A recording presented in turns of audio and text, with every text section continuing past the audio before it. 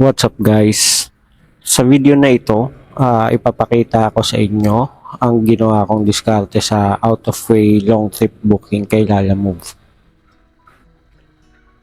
Nagkataon kasi na naghahanap ako ng may sasabay na booking, kaya lang halos walang available sa booking list sa Lalamove driver app.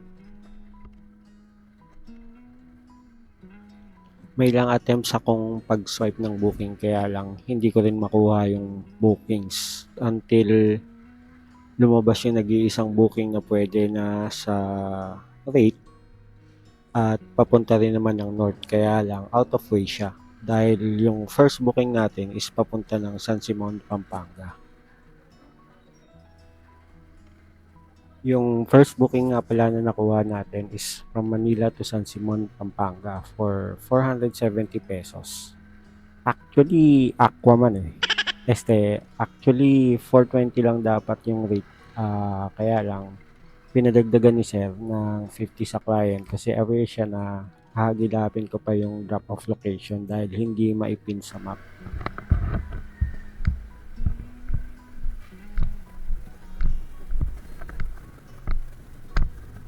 Sir, San Simon.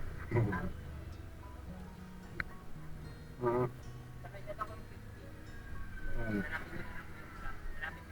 Noong nakaraan, nagdala ako sa Angeles. Tapos pag uwi ko, wala akong nakuha pabalik.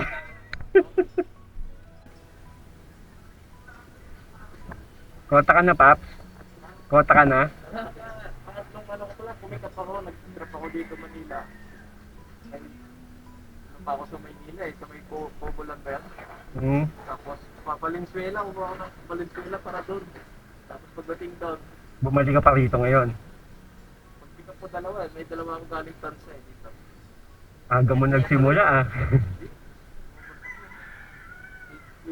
8:20 na. Hindi, ano? Mabango. Mabango.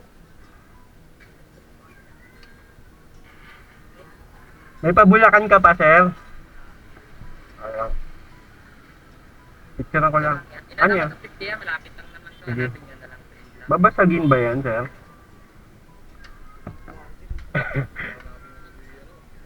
Sir, naalala mo yung tinanong ko sa'yo kung babasagin yung nalog mo.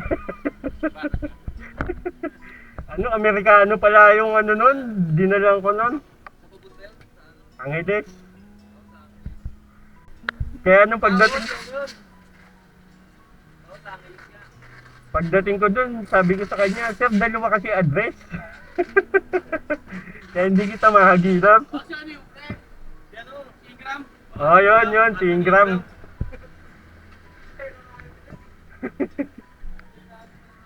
Akala ko ano, Chinese or Korean kasi nung kausap ko sa telepono, parang ganun yung boses. Kaya pagdating ko dun, nagulat ako eh. Iba po.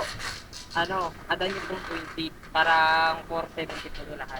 Okay. Kasi hindi ko napipin yung itong block na indicating. Pahanap na lang po. O sige, papasok to sa loob. Asyana. Kaya hanapin nyo pa rin naman po eh. Oo nga, ganun talaga.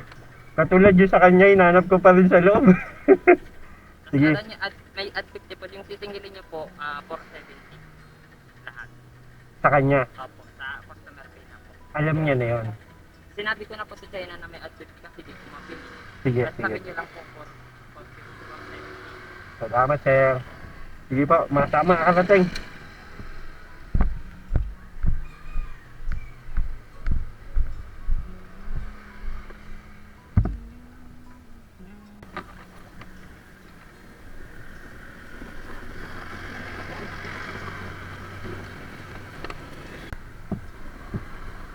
So, biyahe na tayo palabas ng Manila at gapang-gapang para makahagilap tayo ng may sasabay natin na booking.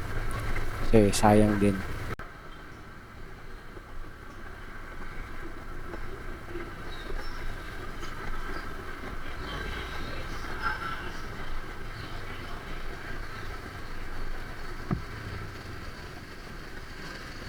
Siguro mga 30 minutes din tayo naghintay bago tayo makakuha ng kasabay na booking.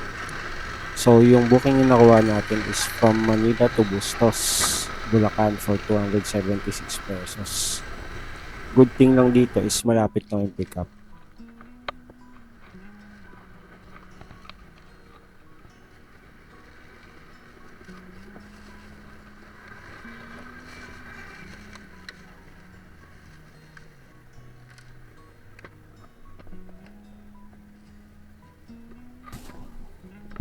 As I've said earlier na out of way yung booking na ito kasi yung Bustos is masyadong magkabila siya dun sa Pampanga area.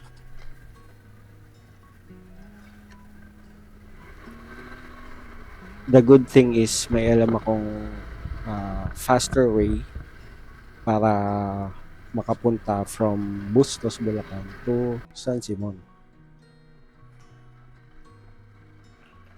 So, after nung ilang oras ng pagbiyahe natin, inuna talaga natin tong sa may Bustos kasi pagkain to yung dala natin. Puro fruits. Perishable yun, kaya kailangan natin i-prioritize yun. Ang diskarte sa mga ganitong out of way booking is unang-una dapat kabisado mo or alam mo yung dadaanan mo, mabilis na daan mo papunta dun sa susunod na destination mo. Pangalawa, dapat mabilis mong marating yung drop-off location mo. And pangatlo, dapat mabilis mo rin talagang ma-contact yung pagdadropan mo.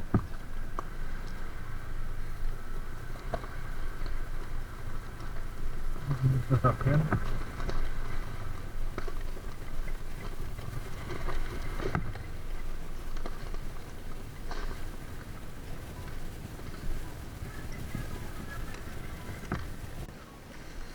$276 po.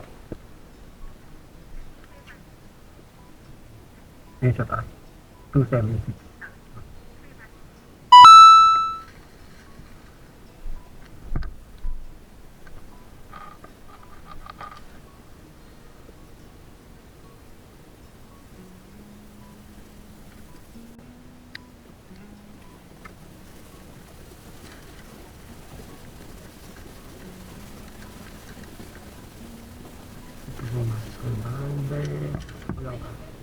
Okay na to? Salamat po, na-appreciate ko. So, papunta na tayo sa San Simon, Pampanga for our second drop-off. So, from Bustos, Bulacan, dumaan tayo ng Plaridel Bypass Road. Then, after nun, lumusot naman tayo sa may Pulilan Regional Road. Then, doon tayo kumanan pa Kalumpit. Then, yun, narating na natin yung Apalit din San Simon. I'm already here outside Block 9.18. Yes, I am already here outside Block 9.18.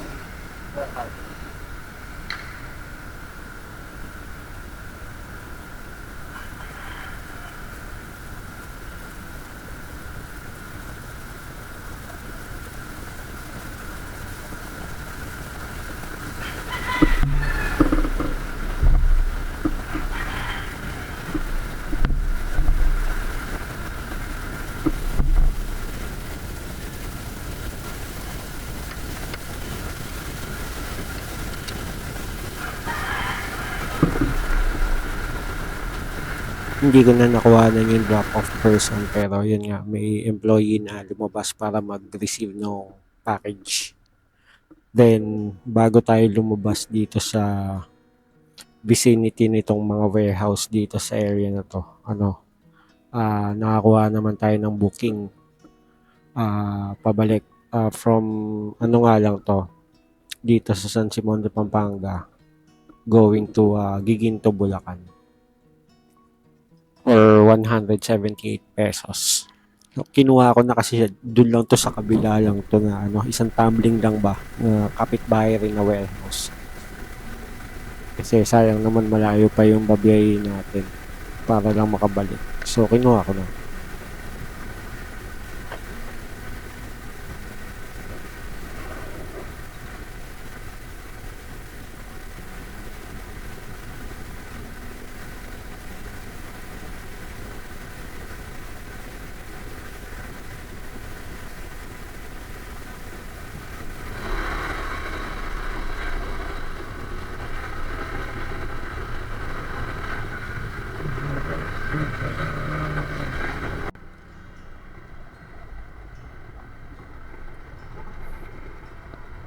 So, bumiyahe na tayo pabalik ng Giginto, Bulacan. Then, pabalik na rin yun ng Manila.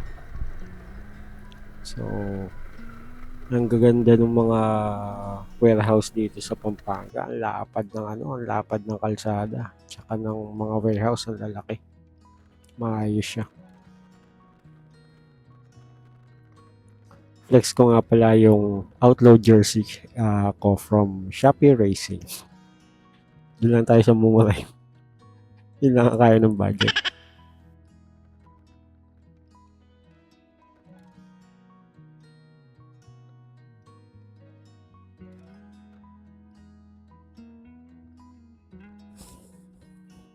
Hindi ko na nga pala nakuhanan ng video yung sa drop-off natin sa Giginto.